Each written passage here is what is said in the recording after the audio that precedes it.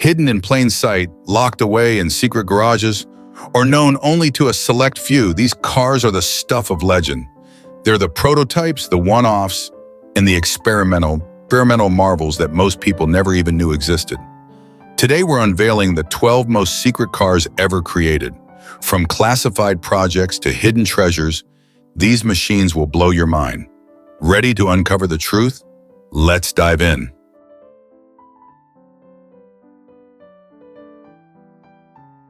In the golden age of mid-century America, when the jet age inspired everything from architecture to fashion, the automotive world embraced the same spirit of boundless imagination and futuristic ambition. Among the many concept cars of the era, one stood apart as an extraordinary vision of what tomorrow could hold: the 1956 Buick Centurion concept. Unveiled at General Motors Motorama, a traveling showcase of automotive dreams, the Centurion wasn't just a car, it was a spaceship on wheels, a striking declaration of where Buick thought the future might lead. From the very first glance, the Centurion seemed less like a traditional car and more like something out of a science fiction film. Its design was pure jet-age fantasy, with sleek, aerodynamic curves in a vibrant red and white color scheme that radiated optimism and modernity. The vehicle's proportions were daring, with a long, low-slung body and exaggerated styling that broke every convention of 1950s automotive design. The centerpiece of this daring concept? A fully transparent glass dome roof that wrapped passengers in a panoramic bubble. It gave the car an otherworldly appearance, making it seem as though it could lift off the ground and fly into the future. This glass canopy, however, was as controversial as it was stunning. It provided unparalleled visibility for passengers, immersing them in their surroundings like no other car before it. But with the materials and technology of the time, it came at a significant cost: practicality. On a sunny day, the interior of the Centurion could turn into a greenhouse, baking its occupants under the unrelenting heat. It was a bold feature that underscored the concept's purpose, not as a production vehicle, but as a rolling dream machine, untethered by the limits of reality. Beneath its futuristic skin, the Centurion was a technical marvel. It was powered by a 325 horsepower V8 engine paired with Buick's state-of-the-art Dynaflow automatic transmission. Though never intended for road use, the car was fully operational, hinting at the exhilarating performance it could have delivered had it ever been mass-produced. But the Centurion wasn't just about power, it was about technological innovation that was far ahead of its time. Decades before backup cameras became a staple in modern cars, Buick incorporated a groundbreaking feature into the Centurion: a rear-view camera. Positioned at the rear of the car, the camera fed a live video image to a small screen embedded in the dashboard, eliminating the need for a traditional rear-view mirror. It was a visionary idea, one that wouldn't become mainstream until nearly 60 years later. At the time, it must have seemed like something out of a science fiction novel, and it cemented the Centurion's reputation as a car that was truly ahead of its time. Inside, the Centurion continued its forward-thinking approach. The interior was a masterclass in space-age design, with clean, minimalistic lines and materials that looked plucked straight from the future. Red and white upholstery mirrored the car's exterior, creating a cohesive and striking visual identity. The dashboard was sleek and uncluttered, emphasizing the idea that this was not just a car, but an experience. Even the steering wheel, a dramatic three-spoke design, looked more like the controls of an aircraft than an automobile. Yet for all its brilliance, the Centurion was a car that could never have existed outside the dreamlike world of concept cars. Its radical design and cutting-edge features were simply too far removed from the needs and desires of the average 1950s consumer. The jet-age optimism that inspired the car's creation wasn't yet matched by the materials or manufacturing techniques needed to make it practical. The glass dome, for instance, was not only impractical in terms of heat, but also lacked the safety features and durability that modern glass-roofed cars take for granted. And the rear-view camera, though visionary, was too technologically advanced to be viable at the time. The Centurion was a car of its moment, created not to sell but to inspire. It was a bold statement of what the future might hold, a piece of rolling art that captured the imagination of all who saw it. Today, it stands as a museum piece, a gleaming reminder of an era when automakers dared to dream without limits. It resides in the Sloan Museum in Flint, Michigan, preserved as a testament to the boundless creativity and optimism of the 1950s. For enthusiasts and historians, the 1956 Buick Centurion concept represents more than just a car. It's a symbol of a time when the automotive industry wasn't afraid to push boundaries and explore the extraordinary. It reminds us of a period when designers and engineers were unshackled by practicality and free to imagine what the future could look like. Though it never made it to production, the Centurion achieved something far greater. By 1954, the Packard name, once synonymous with elegance and engineering excellence, was struggling to keep pace with a rapidly changing automotive world. American car buyers were turning their eyes to a new trend: sleek, sporty cars that emphasized speed and excitement over the conservative luxury for which Packard was known. In a bold effort to remain relevant and capture this emerging market, Packard created the Panther, a striking fiberglass-bodied luxury sports car that stood out as a beacon of innovation and ambition during the company's twilight years. The 1954 Packard Panther was not just a car, it was a statement. With its low, streamlined profile and aggressive stance, the Panther was a dramatic departure from the stately sedans and coupes that had defined the Packard lineup for decades.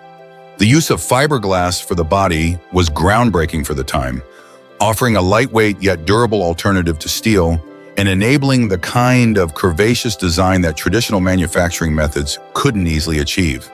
Painted in bold, eye-catching colors with chrome accents that glimmered like jewelry, the Panther exuded modernity and sophistication. Underneath its stylish exterior, the Packard Panther was a technical marvel. At its heart was Packard's powerful 359 cubic inch inline-8 engine, equipped with a McCulloch centrifugal supercharger.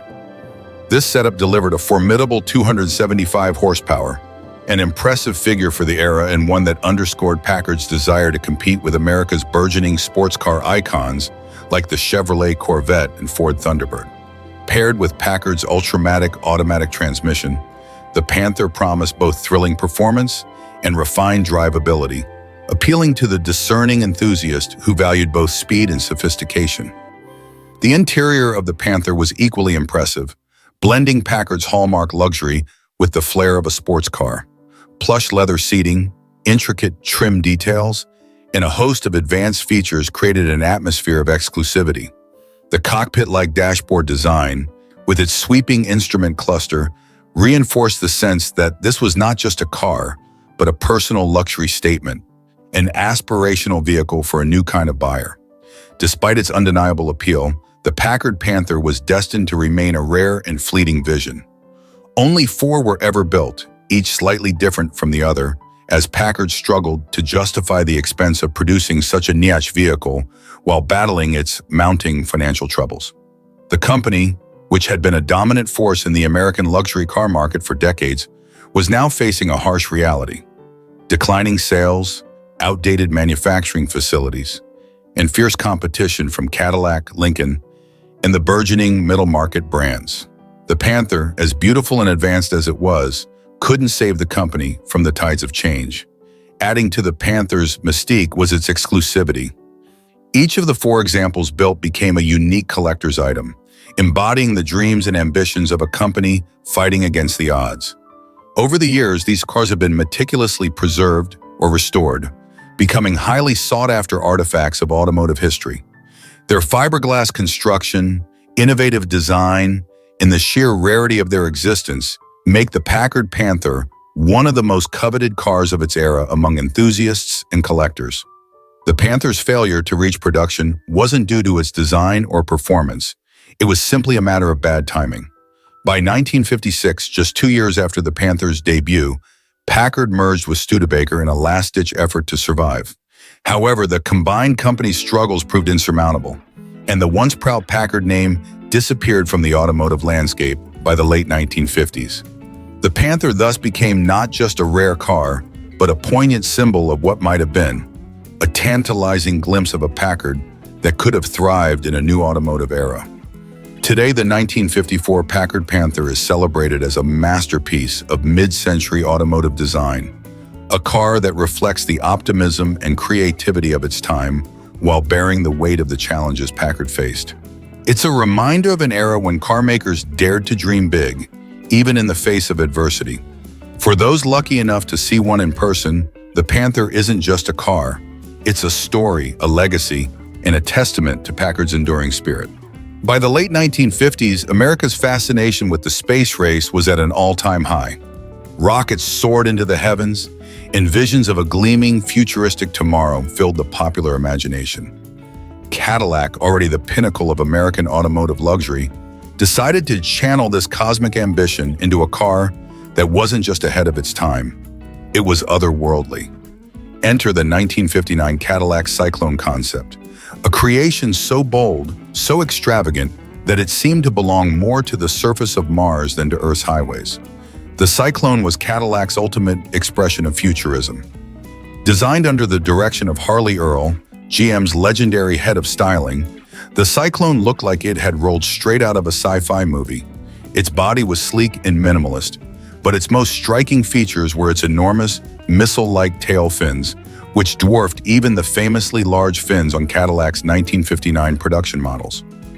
These fins weren't just decorative, they housed functional exhaust outlets for the car's experimental rear-mounted cooling system, emphasizing Cadillac's intent to blend form and function. At the front, the Cyclone featured a pair of dramatic, jet-inspired cones that doubled as bumper guards. Housed within these cones was a technological marvel, a radar-based collision avoidance system. Decades before modern cars would incorporate advanced driver assistance systems, Cadillac had envisioned a car that could sense obstacles in its path and warn the driver, setting a technological precedent that wouldn't be realized in production vehicles until well into the 21st century. This groundbreaking feature made the Cyclone a true pioneer, but it also underscored how far ahead of its time the car was. The futuristic theme continued with the Cyclone's canopy-style roof, a transparent sliding bubble top that looked like something out of a spaceship. Crafted from aircraft-grade plexiglass, the roof was designed to shield passengers from the elements while offering unparalleled visibility. It was even coated to filter out ultraviolet rays, a forward-thinking touch that demonstrated Cadillac's attention to detail. The bubble top could slide back into the car's rear deck at the push of a button, offering open-air driving at a time when convertibles were the height of automotive fashion. Stepping into the Cyclone's cabin was like entering a spacecraft. The interior was a masterpiece of mid-century modern design, with clean lines, futuristic materials, and a cockpit-inspired layout. Instead of traditional door handles, the Cyclone featured sliding doors that opened automatically when a button was pressed, further enhancing its space-age aesthetic. Every detail, from the steering wheel to the instrumentation, was meticulously crafted to evoke a sense of advanced technology and luxury. Powering the Cyclone was a 390 cubic inch V8 engine paired with GM's Hydra-matic automatic transmission. Though the car was never intended for production, it was fully functional and capable of delivering the kind of performance expected from a Cadillac, albeit with an added dose of futuristic flair. Yet for all its innovation and bold design, the 1959 Cadillac Cyclone was destined to remain a concept car. Its extravagant styling and futuristic features were simply too far removed from the tastes and expectations of the average car buyer in the late 1950s. While America had embraced the jet age, a car that looked and felt like a rocket ship was a leap too far, even for Cadillac. The Cyclone's radar system, bubble canopy, and other advanced features were technologically ahead of their time, but they were also prohibitively expensive and impractical for mass production. The Cyclone also arrived at the end of Harley Earl's tenure at General Motors, a time when the company was beginning to pivot in away from the flamboyant, space-age designs that had defined the 1950s. The era of massive fins and over-the-top styling was coming to an end, and the Cyclone became one of the last great expressions of Earl's creative vision. Today, the 1959 Cadillac Cyclone is celebrated as a masterpiece of automotive design and a symbol of an era when automakers dared to dream big. Preserved in GM's collection, it serves as a time capsule of mid-century optimism and ingenuity. It's a car that reminds us of a time when anything seemed possible, when the future was a blank canvas waiting to be painted with bold strokes of imagination.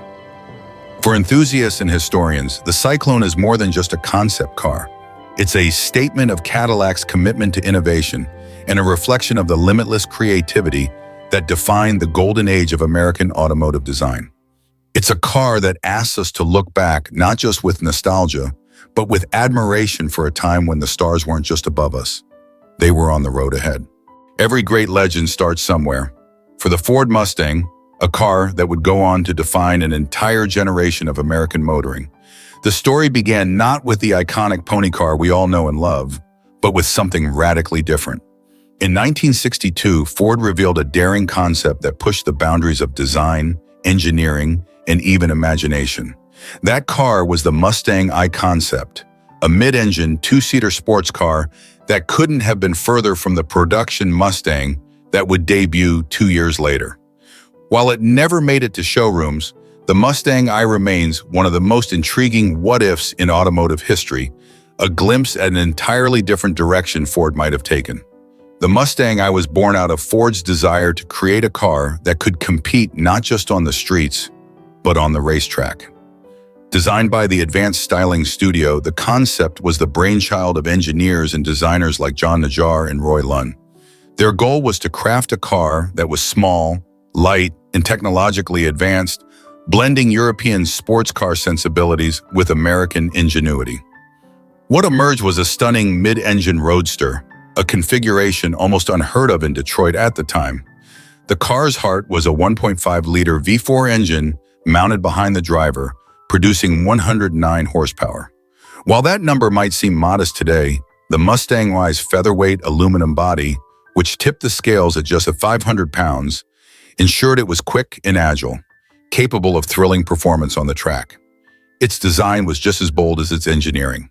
The Mustang I was unlike anything Ford or any other American automaker had produced before. Its wedge-shaped body was sleek and aerodynamic, with a sharply pointed nose that seemed to cut through the air. Pop-up headlights added an exotic touch, while the rear deck housed air intakes that hinted at the car's mid-engine layout. The cockpit was minimalist and purpose-built, with bucket seats, a racing-inspired steering wheel, and a simple instrument cluster. It was clear that the Mustang I was designed for drivers who prioritize performance above all else. Ford didn't just keep the Mustang I locked away in a design studio.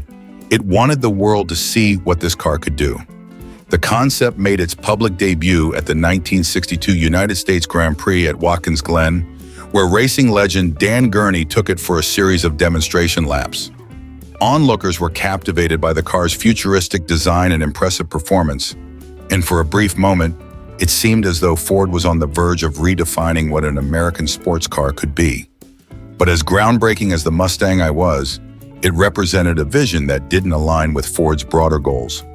Lee Iacocca, then Ford's vice president and general manager, had a very different idea for the Mustang nameplate. He believed the future of Ford's success lay in creating a car that was practical, affordable, and accessible to a much wider audience. A mid-engine two-seater sports car, no matter how innovative, simply didn't fit that mold. It would have been a niche product, appealing only to a small group of enthusiasts at a time when Ford needed a mass-market success. And so, the Mustang I was set aside, and the company pivoted to designing the car that would become the 1964 and half Ford Mustang, a four-seater pony car with a front-engine layout, available with a variety of engine options, and a price tag that young buyers could afford. While the Mustang I was never meant for production, it wasn't a failure. It was an experiment, a bold exploration of what the Mustang name could stand for. And in many ways, its DNA lived on. The production Mustang, while vastly different in layout and design, carried forward the spirit of innovation, excitement, and youthfulness that the Mustang I had embodied. The concept car also proved to be a valuable learning experience for Ford's engineers and designers who took the lessons they learned and applied them to future projects. Today, the Mustang I concept is a piece of automotive history, preserved as a symbol of Ford's willingness to push boundaries and take risks. It serves as a reminder of an era when car makers weren't afraid to dream big, to imagine what might be possible, and to challenge the conventions of the time. For enthusiasts, it's a tantalizing glimpse at an alternate reality, one where the Mustang might have been a rival to the likes of the Porsche 904 or the Lotus Elan, rather than the car that defined the pony car segment. In the end, the decision to move away from the Mustang I's radical design was the right one. The production Mustang became an instant classic, a cultural phenomenon that sold millions and cemented its place in the automotive pantheon. But the Mustang I remains a vital chapter in the Mustang story, a daring prototype that paved the way for one of the most iconic cars of all time. It's a car that reminds us of a simple truth. There are moments in automotive history when a single car changes the game, not by dominating the roads or racetracks, but simply by daring to ask, what if? The 1968 Alfa Romeo Carabo was one of those moments. It wasn't a production car or even a fully functional prototype. Instead, it was an audacious dream, a design so revolutionary that it altered the course of automotive styling for decades to come. Created by the renowned Italian design house Bertone and brought to life by the visionary Marcello Gandini, the Carabo wasn't just a car, it was a masterpiece, a sculptural expression of what the future could look like. At its core, the Carabo was an experiment in reimagining the automobile as a form of art and technology, blending them seamlessly into something the world had never seen before. In an era dominated by curves and chrome, the Carabo introduced the wedge, a sharp, angular design language that broke every rule of the time. It sat impossibly low to the ground, just over 39 inches in height, with a pointed nose that seemed to slice through the air like the prow of a ship. Its surfaces were flat yet dynamic, creating an interplay of sharp lines and planes that gave the car a sense of movement even while standing still. And then there was the color, a bold, iridescent lime green with contrasting orange accents. It was as if the car had been painted to glow under the sun, an intentional choice to further set it apart from anything else on the road or racetrack. It was impossible to ignore, demanding attention and admiration. The Carabo wasn't just ahead of its time, it seemed to come from an entirely different era altogether. The innovation didn't stop with the body. The Carabo introduced scissor doors to the world, doors that pivoted upward like wings rather than outward like traditional doors. It was the first car ever to feature this design, and it became a hallmark of exotic supercars in the decades that followed. Today, it's impossible to imagine icons like the Lamborghini Countach or the Aventador without these dramatic doors. But it was the Carabo that pioneered this now iconic feature. Beneath the surface, the Carabo wasn't just about looks, it was built on serious engineering. The car was constructed on the chassis of the Alfa Romeo Tipo 33 Stradale, a mid-engine sports car that was itself one of the most beautiful and advanced cars of the 1960s. The Tipo 33 chassis brought with it a 2.0-liter V8 engine capable of producing 230 horsepower. Paired with the Carabo's lightweight aluminum body, this setup promised performance that could match the car's radical design, with a theoretical top speed exceeding 160 mph. For a car in the late 1960s, those were extraordinary numbers, cementing the Carabo's status as more than just a pretty face. Inside, the cockpit of the Carabo continued the theme of futuristic minimalism. The interior wasn't about luxury or comfort, it was about purpose.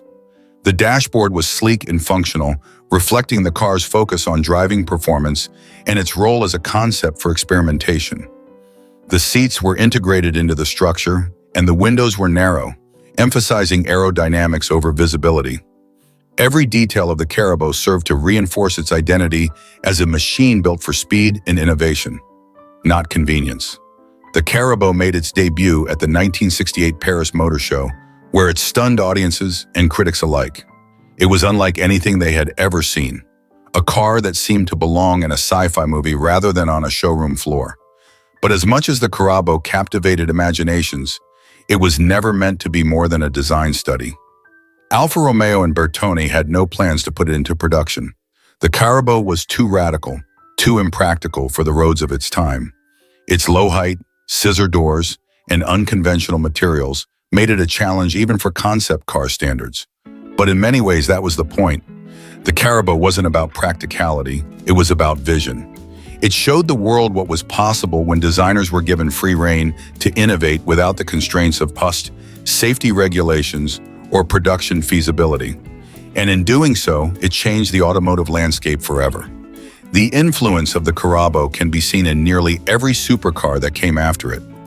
The wedge-shaped design became the defining characteristic of exotic sports cars throughout the 1970s and 1980s, inspiring legends like the Lamborghini Countach, the Lotus Esprit, and even the DeLorean DMC-12.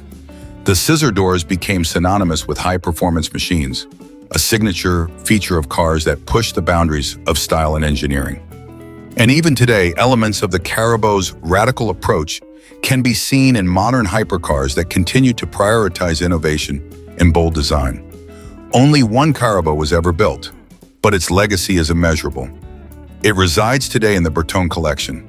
Sometimes in the world of automobiles, there are stories that transcend the machines themselves.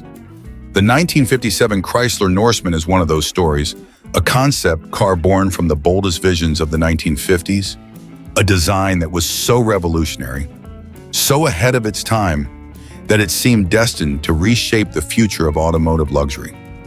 Yet, as with so many great dreams, it was lost to time, its singular prototype disappearing tragically in a disaster that captured the world's attention. Today, all that remains is the idea of what could have been, a glimpse into the past that continues to echo through the decades. To understand the Norseman, we have to look back at a time when American automakers were at the height of their design prowess. The 1950s was an era defined by excess, glamour, and innovation. Automobiles were not just machines, they were symbols of a way of life, a reflection of American optimism, and a celebration of the future. Chrysler, one of the leading brands of the time, sought to capitalize on this ethos by collaborating with some of the best designers in the world, including the legendary Italian coach builder, Ghia. It was in this atmosphere that the Norseman was born, conceived as a luxurious, futuristic vision of what Chrysler's grandest car could look like. The car was created to be a showstopper, designed to attract attention at the highest levels of automotive and design circles. And it succeeded. From the very first glance, the Norseman was a spectacle. Its most distinctive feature was its cantilevered roof, an impossibly sleek design with no visible pillars supporting the roofline. The concept of a pillarless roof was groundbreaking, and the design made the car appear as if the roof was floating above the vehicle, giving it an ethereal, otherworldly presence. It was an idea so ahead of its time that it seemed more like a vision of the future than anything the world had yet seen. The exterior of the Norseman was all curves and smooth lines, designed to evoke the aerodynamic grace of an aircraft rather than the boxy, bulky forms of the cars that had come before it. It featured a long, low profile that seemed to stretch out over the ground, and the flowing body was highlighted by subtle chrome accents, adding to its elegance. The overall look was a perfect blend of luxury and performance, a car that promised power, sophistication, and innovation all in one package. It was a vehicle that, like the future it seemed to predict, was all about breaking boundaries and forging new paths. Inside, the Norseman continued to impress. Chrysler envisioned it as a grand touring vehicle, built for those who sought comfort and elegance in equal measure. The interior was designed to envelop passengers in luxury, with plush seating and high-end materials that would have rivaled the finest European luxury cars of the day. The dashboard was simple yet refined, with a minimalist layout that emphasized form and function. Every detail, from the upholstery to the chrome trim, was executed with the kind of craftsmanship that Chrysler had become known for. The car wasn't just about getting from point A to point B, it was about the experience of driving itself, an experience meant to be as luxurious and effortless as possible. But, as is often the case with the most extraordinary creations, the Norseman was doomed by a series of tragic circumstances. In 1956, Chrysler had completed the car's prototype and was preparing to showcase it as part of its upcoming lineup. The car was shipped across the Atlantic aboard the SS Andrea Doria, a luxury ocean liner known for its elegance and speed. It was supposed to be the perfect journey for a perfect an introduction to the American public that would have solidified the Norseman's place in automotive history. But fate intervened. On July 25, 1956, the Andrea Doria collided with the MV Stockholm off the coast of Nantucket, Massachusetts. The impact was devastating, and the Andrea Doria sank into the icy waters of the Atlantic, taking with it over 50 lives. Among the items lost in the disaster was the 1957 Chrysler Norseman, the car that had been meticulously designed, the car that could have reshaped the future of automotive luxury. In an instant, it was gone, lost to the sea, along with the dreams of those who had worked so tirelessly to bring it to life. The loss of the Norseman was a tragedy not just for Chrysler, but for the entire automotive world. Here was a car that could have changed everything, a car that was as much a symbol of the future as it was a product of the golden age of automotive design. And yet, like so many of the best ideas, it was lost to history, a concept that was never realized, a dream that could never be fully realized. Though the Norseman was never to be mass-produced, it remains a symbol of what could have been. Its loss was a blow to the imagination. In the world of automotive design, few vehicles have dared to challenge convention as boldly as the 1970 Lancia Stratos HF0. A radical departure from the norm, this concept car was a precursor to the rally legend that would follow, the Lancia Stratos, which would go on to dominate the world of motorsport. But before it could become the icon we know today, there was the Stratos HF0, a concept so extreme, so far ahead of its time, that it still stands as a symbol of automotive daring. Designed by Bertone, the famed Italian coach builder known for pushing the boundaries of automotive design, the Stratos HF0 was no ordinary concept car. It was a showcase of what could be, an idea of what the future of performance and design might look like. And it looked unlike anything else on the road, or off it. The first thing that strikes you about the Stratos HF0 is its radical shape. This was a car so low, so aggressively styled, that it almost didn't seem like a car at all. With a height of just 33 inches, it was lower than almost anything that had come before it. Its wedge-shaped body, inspired by the space age and the aerodynamics of race cars, made it appear as though it was cut from a single piece of metal, a sleek and brutal machine born for speed. The front was sharp and angular, almost like the nose of a fighter jet, while the rear tapered off into a sharp, purposeful finish. There was nothing delicate about it. This was a car built for function, for performance, and for turning heads. It was unmistakably a showpiece, something meant to make a statement rather than be driven down the street. But the design wasn't just about looks. It was a statement of intent. The HF0 was a statement that form could follow function in the most extreme way possible. The concept was groundbreaking in its pursuit of weight-saving materials, and the design philosophy behind it would become a hallmark of future race cars and production models. Every inch of the car seemed to scream performance, from the aerodynamically efficient bodywork to the ultra-low center of gravity that made it as stable on a racetrack as it was striking in a showroom. Perhaps the most extraordinary feature of the Stratos HF0 was its entry system. With a body that was barely a few feet high, getting into the car was no easy task. Instead of traditional doors, the HF0 required you to climb into the car through the windshield. Yes, the windshield. A truly futuristic touch. This method of entry reflected the radical nature of the concept. Everything about it was designed to break away from the expected, to challenge the norms of what a car could and should be. However, as bold as the Stratos HF0 was, it was not destined for production. It wasn't designed to be a car for the streets or the racetracks, at least not in its current form. The HF0 was purely a design exercise, a showpiece created to demonstrate what could be achieved with avant-garde thinking and a fearless approach to innovation. It was never intended to be more than that, and as such, its existence was short-lived. It made its debut at the 1970 Turin Motor Show, where it captivated audiences and left them questioning what was possible in automotive design. But it wasn't long before the HF0 was retired, relegated to the annals of concept car history. Yet the legacy of the Stratos HF0 lives on because it paved the way for something far more significant. The HF0 wasn't just a one-off design exercise. It was the foundation for the legendary Lancia Stratos, a car that would go on to conquer rally racing in the 1970s and beyond. The Stratos HF0 introduced the world to the radical wedge shape, the extreme low stance, and the daring design principles that would make the Stratos one of the most iconic rally cars ever built. Without the HF0, the Stratos may never have been born in its true form. What made the Stratos HF0 truly special was its forward-thinking approach. It wasn't just about creating a car, it was about creating a statement, about defining a new direction for car design that would inspire future generations of engineers and designers. Even though it was never meant for production, its influence is undeniable. The Stratos HF0 was a testament to the idea that sometimes the most radical designs are the ones that change everything. It was a moment of brilliance, captured in time, and a reminder of what happens when we dare to dream beyond the limitations of what is possible.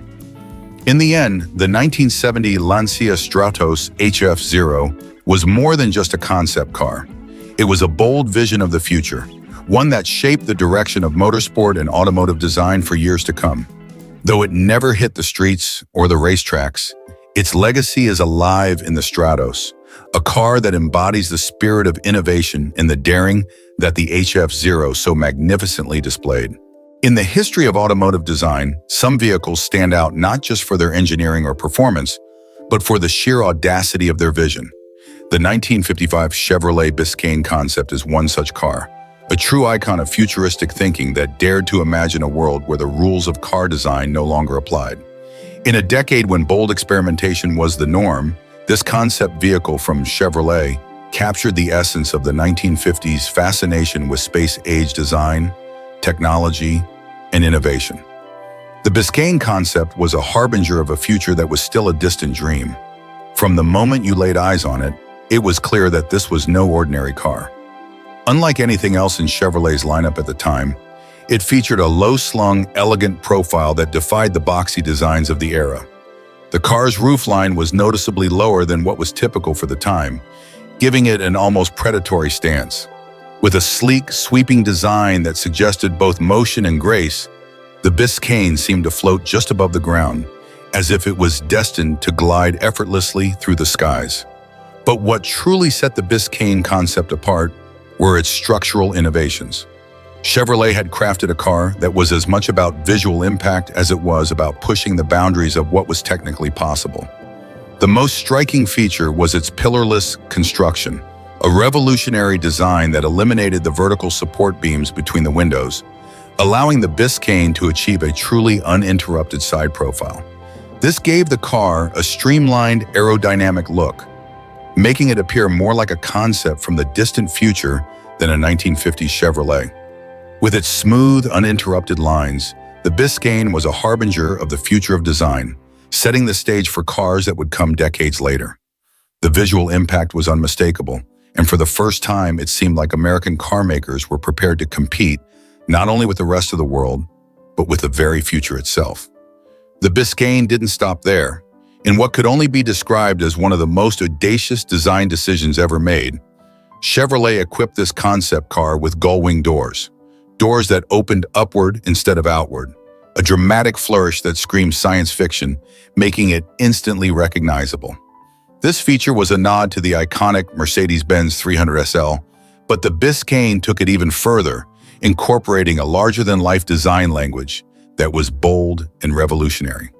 The gull-wing doors were not just a statement of style, they were a statement of intent. The Biscayne was not built for practicality, it was built to captivate, to break the mold, to challenge everything we knew about what a car could be. It had the unmistakable air of something futuristic, something we hadn't seen before, and would not see again for decades. But for all its innovation, the Biscayne concept was too radical for its time. The reality was that the automotive market of the mid-1950s was not ready for such bold departures from the norm.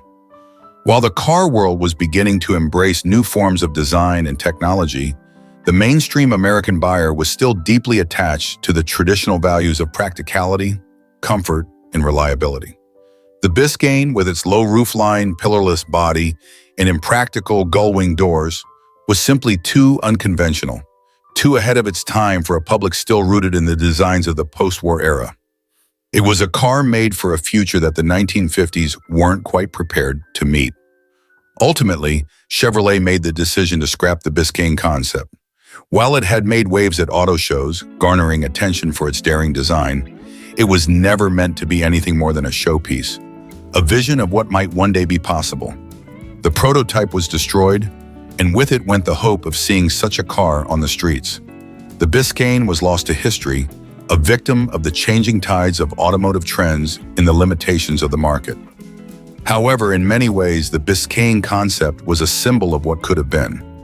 It represented a time when American car manufacturers were pushing the envelope, thinking not just about the cars of today, but about the cars of tomorrow. It was a daring exploration of new design ideas that would later come to life in different forms. The Biscayne was a visual precursor to the future of American motoring, a time when cars would start to adopt futuristic designs and advanced technologies, when vehicles would become more than just modes of transportation, but expressions of creativity and innovation. The 1955 Chevrolet Biscayne concept may not have ever made it into production, but its legacy is undeniable. It pushed the boundaries of what was possible and opened the door for future innovations in automotive design. Though its time had not yet come, it remains an iconic moment in the history of Chevrolet and a reminder of a time when car manufacturers were not afraid to dream big and think. In the world of high-performance cars and racing history, few brands have had as profound an influence as Dodge, particularly when it comes to the Charger. The Dodge Charger is synonymous with power, muscle, and performance, but there is a chapter in its legacy that remains largely untold. The story of the 1969 Dodge Charger Daytona prototype, more famously known as the Charger 3. This is a car that, while it never saw production, helped shape the future of American motorsport and automotive design. And its story is one of unbridled innovation and a relentless pursuit of speed. It was 1969 and Dodge was deep in the competitive world of NASCAR, looking for every advantage they could find. The rules of racing were changing and aerodynamic efficiency was becoming a critical factor. Dodge, never one to shy away from pushing boundaries, took to the drawing board with a vision. Build a car that not only dominated the track, but redefined what was possible in terms of aerodynamics. What they created was nothing short of a masterpiece in design. Buick Rondine, an extraordinary prototype that was as radical as it was groundbreaking. Enter the Charger 3, a car that was more a vision of the future than anything that was ready for the streets. At first glance, the Charger 3 looked like something pulled directly from the pages of a science fiction novel. Its design was dramatic, bold, sweeping, and unlike anything seen before on American roads. The car featured an elongated nose, a feature that gave it a futuristic look while improving airflow and reducing drag. This sleek design helped to cut through the air with minimal resistance, a crucial element for high-speed racing. But that was just the beginning. The rear wheel covers, which were also designed for aerodynamics, concealed the rear tires, preventing turbulence from creating drag and allowing for a smoother, faster ride. The fastback roofline gave the Charger 3 a profile that screamed speed, sleek, streamlined, and incredibly aggressive. This was no showpiece, though. Every element of the Charger 3 was carefully crafted for one purpose: to dominate the racetrack. Dodge had their sights set on NASCAR, and they needed something that would not only turn heads, but turn laps faster than anything else. The Charger 3 was designed to break records, and it did so by incorporating elements of cutting-edge engineering. The rear wheel covers, for example, were designed to push the boundaries of traditional car design. In NASCAR, reducing drag and improving aerodynamic efficiency can make the difference between winning and losing, and the Charger 3 was poised to take full advantage of those advantages. The Charger 3 was not just a car, it was a statement. A statement that Dodge was ready to take risks, ready to innovate, and ready to outpace their competition. Yet, despite its groundbreaking engineering, the Charger 3 would never make it to production. While it influenced the eventual creation of the Dodge Daytona, which went on to achieve NASCAR success and set records of its own, the Charger 3 was simply too radical for street use. Its long nose, while effective on the racetrack, would be impractical for city driving, and the rear wheel covers, designed with aerodynamics in mind, would make it an awkward and dangerous vehicle for public roads. The fastback roofline, though beautiful, would limit rearward visibility, and the design overall was just too futuristic for mainstream consumers in the late 1960s. In short, the Charger 3 was ahead of its time. It was a car built for the track, not the streets, and yet its influence cannot be understated. The car became the blueprint for the legendary Dodge Daytona, which, with its own aerodynamic features, would go on to break speed records in NASCAR and become a cultural icon. In many ways, the Charger 3 was a precursor to the Daytona, a car that would redefine racing and shape the future of American performance cars. What makes the Charger 3 even more fascinating is that it was never meant for public consumption. It was a design exercise, a prototype created purely for the purpose of pushing limits and improving performance on the racetrack. Despite its impossibility for street use, it was a symbol of Dodge's dedication to pushing the envelope in the world of motorsport. Even though it never crossed over into production, the Charger 3's legacy lived on, its design principles influencing the cars that came after it. Ultimately, the 1969 Dodge Charger Daytona prototype, the Charger 3, was a symbol of what could have been, a bold exploration of design and aerodynamics that was simply too radical for its time. But in the world of racing and automotive history, it is still remembered as one of the most audacious and innovative concept cars ever created. The Charger 3 may never have graced the streets, but its impact was profound, not only on NASCAR but on the entire world of American performance cars. In the world of automotive design, certain moments stand out as defining chapters in the history of innovation and creativity. One such moment occurred in 1963 when a remarkable Chevrolet Corvette prototype was born, one that never saw mass production but remains an icon of automotive excellence to this day. It was the 1963 Chevrolet Corvette Rondine, a concept car that blended American muscle with Italian flair, and it forever changed the way we think about the Corvette. Built by the legendary Italian design house Pininfarina, the Corvette Rondine was a daring departure from the fiberglass-bodied Corvettes of its time. While the iconic Corvette was already a symbol of American performance, the Rondine took the car to a place never before seen in Chevrolet's lineup. This was no mere redesign, it was a reinvention, a blending of two automotive worlds, where raw American power met the elegance and sophistication of Italian craftsmanship. The Rondine was as bold as it was beautiful. The car's design was nothing short of revolutionary, with a steel body that was sculpted into smooth flowing lines, giving it an elegant, aerodynamic profile. This was a stark contrast to the more angular, utilitarian look of the traditional Corvette, and it immediately turned heads when it was unveiled. The front end featured an elegantly sloped hood and a more refined, rounded grille, giving the car a sleek and timeless presence. The rear was equally striking, with delicate, compact tail fins that gently swept upward, giving the car a sense of motion even when it was standing still.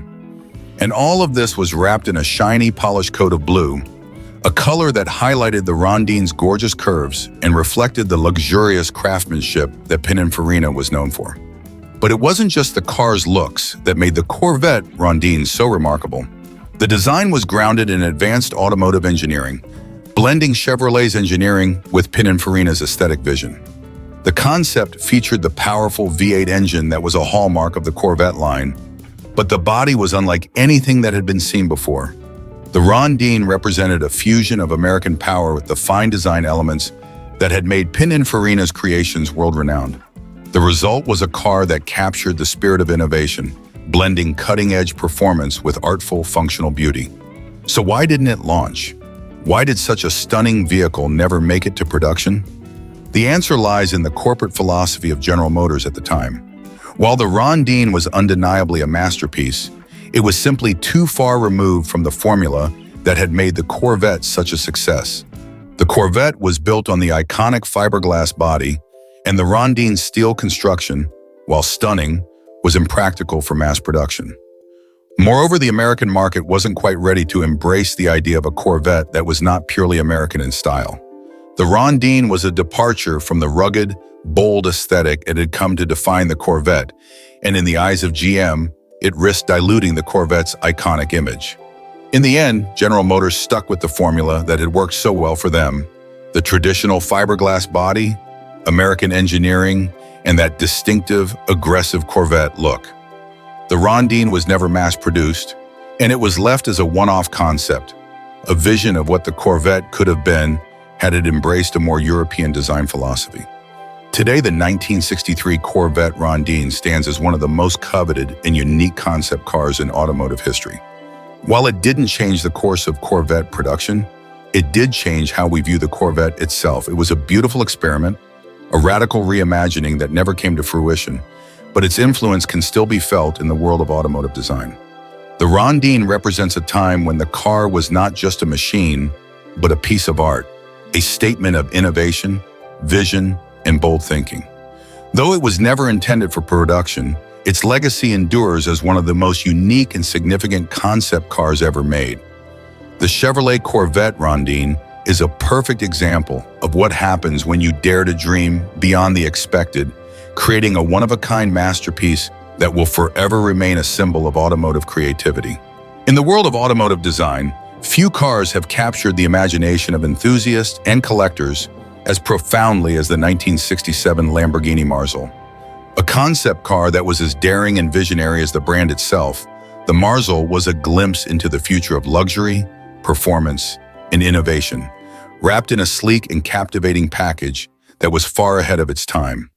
Unveiled at the 1967 Geneva Motor Show, the Marzal was a striking departure from everything Lamborghini had done before. At that time, Lamborghini was already known for its wild, aggressive designs, especially with the Miura, which had cemented its place as one of the most iconic supercars in history. But with the Marzal, Lamborghini dared to explore new horizons, embracing a level of luxury, refinement, and futuristic design that had never been associated with the brand before. It was a bold move, one that would showcase Lamborghini's ability to blend high performance with advanced aesthetics in a way that no one had seen before. What made the Marzal truly unique was its architecture and design philosophy. Unlike the two-seater supercars Lamborghini was known for, the Marzal was a four-seater, a radical idea that defied expectations for what a Lamborghini could be. This wasn't just a car, it was a vision for a future where luxury and performance could coexist in a practical and stylish form. The Marzal was designed with a focus on practicality without sacrificing the cutting-edge style that Lamborghini was famous for. It offered enough space for four people, making it a more inclusive design while still maintaining the brand's promise of blistering performance and exhilarating driving experiences. The most striking feature of the Marzal was its extraordinary glass gullwing canopy. The entire roof and side panels were constructed from glass, allowing for a panoramic view of the surrounding world. This transparent structure created an open, airy, and almost otherworldly experience, offering a sense of freedom and immersion that was entirely unique for a car. The glass canopy wasn't just a design feature. It was symbolic of Lamborghini's desire to break free from traditional car design. This wasn't a machine that hid its inner workings. It was a car that invited you to see its very soul. Opening the gullwing doors to enter the Marzal was nothing short of dramatic. The design was as theatrical as it was functional, allowing easy access to the four seats inside. The interior of the Marzal reflected the car's futuristic exterior, with a clean, minimalist design that focused on comfort, luxury, and innovation. The seats were upholstered in a combination of leather and other high-end materials, and the dashboard was a sculptural masterpiece of its own, perfectly in tune with the sleek, fluid lines of the car's exterior. But it wasn't just about the looks. The Marzal had an incredible design that was both practical and performance-oriented. Its body was carefully shaped to reduce drag and increase aerodynamics, featuring bold geometric elements that hinted at Lamborghini's commitment to cutting-edge engineering. The rear of the car featured unique hexagonal engine louvers, a futuristic detail that not only contributed to the car's distinct silhouette, but also helped with heat dissipation from the engine. The Marzal was designed to be a combination of elegance and functionality, seamlessly merging beauty with performance. Yet, despite its innovative design and futuristic technology, the 1967 Lamborghini Marzal never made it to production. So why didn't it launch? The simple truth is that it was too far ahead of its time, and Lamborghini had already found immense success with the Miura, the two-seater supercar that would go on to define the brand's identity. At the time, the market was not ready for a four-seater Lamborghini, and the company was focused on refining the Miura, which had captured the hearts of enthusiasts and collectors worldwide. The Marzal was an experiment, a bold idea, but one that didn't align with Lamborghini's core focus of producing extreme, high-performance supercars that were all about raw driving excitement. While the Marzal was groundbreaking in its design, it wasn't what the market wanted at the time. Lamborghini's brand identity was defined by the Miura and its focus on two-seat sports cars designed for the pure thrill of driving. The practicality and luxury of the Marzal were impressive, but it didn't fit within the high-performance, high-octane image that Lamborghini was cultivating. In the end, the 1967 Lamborghini Marzal was relegated to the realm of concept cars, a one-off vision that would never see the light of day in a showroom. But its legacy is far from forgotten. The Marzal is remembered as a bold statement of what Lamborghini could have been, a car that was futuristic not only in design, but in its understanding of what luxury and performance could be when combined. In 1953, the automotive world was a much different place. Classic sedans, luxury cars, and the first American muscle cars dominated the landscape. But one concept car shattered the mold entirely: the General Motors Firebird I. A true marvel of imagination and engineering, the Firebird I wasn't just a car, it was an invitation to dream beyond the boundaries of traditional automotive design. It was a vision of the future, a future in which cars could fly, powered by the same advanced technology found in military jets. General Motors, a company already known for its innovative approach, set out to create something more than just a stylish concept or a flashy prototype. They wanted to craft a machine that embodied the spirit of innovation, something that would captivate not only the auto industry, but the world at large. The Firebird I was that machine. With its low-slung body, sleek contours, and dramatic tail fins, it looked like something straight out of a sci-fi movie. The car's futuristic appearance was inspired by the cutting-edge designs of military aircraft, blending aerodynamic efficiency with automotive beauty.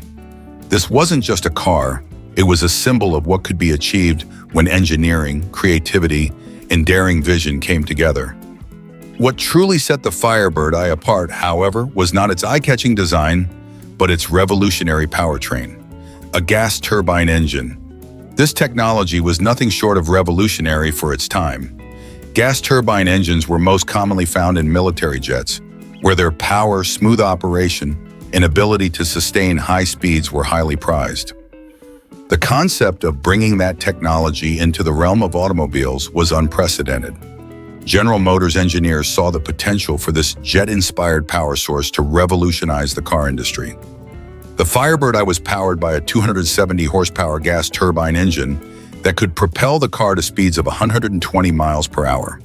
To put this in perspective, this was a time when most production cars barely reached 100 miles per hour, and sports cars were just beginning to creep into the 150 mile per hour territory. The turbine engine of the Firebird I promised a smoother, more efficient ride, with virtually no vibration and an exhaust that was more environmentally friendly than the standard gasoline-powered engine. In a time when automakers were still fine-tuning their internal combustion engines, the Firebird I's turbine powertrain was a glimpse into a future where cars could be as powerful and sleek as fighter jets. But, as with many visionary concepts, reality soon set in. While the Firebird was a remarkable technical achievement, its turbine engine proved impractical for everyday use. For one, turbine engines are notoriously inefficient at low speeds, meaning that in typical city driving, the Firebird I would consume fuel at an unsustainable rate. It also lacked the torque needed for easy starts and smooth acceleration at low RPMs. Moreover, the turbine engine's need for specialized fuels and high-temperature components made it far too complex and costly for widespread commercial adoption. The future of turbine-powered cars never fully materialized, as the technology was simply too advanced for the era and too difficult to mass-produce. Though the Firebird I never made it to production, it captured the imagination of everyone who saw it. It was, after all, a showcase of General Motors' vision for what the automobile could become, something faster, sleeker, and more powerful. It represented the best of what GM had to offer in terms of both style and engineering. Yet, the Firebird I was not just a technological marvel. It was also an aesthetic statement. Designed by famed industrial designer Harley Earl and his team, the car's bold lines, long nose, and dramatic tail fin looked like something that had flown straight out of a futuristic dream. The Firebird. I also introduced new design elements that would shape GM's future vehicles. Its low, wide stance and the cockpit-inspired bubble canopy gave it the look of an aircraft, a symbol of the fast-approaching future. The integration of the tail fin, which GM was already experimenting with in their more traditional vehicles, gave the Firebird I a sleek, aerodynamic silhouette that still stands as one of the most iconic automotive designs of all time. Sadly, due to the impracticality of the turbine engine, the Firebird I never saw the streets. However, the concept car still managed to make a lasting impact. Its bold design influenced many future GM vehicles, including the later Firebird models, and its futuristic approach inspired many car manufacturers to explore new technologies and new ways of thinking about automotive power and performance. The Firebird. I was not a commercial success, but it paved the way for future innovations in the auto industry. Today, the Firebird I is preserved as an iconic piece of automotive history. It's a symbol of GM's daring creativity,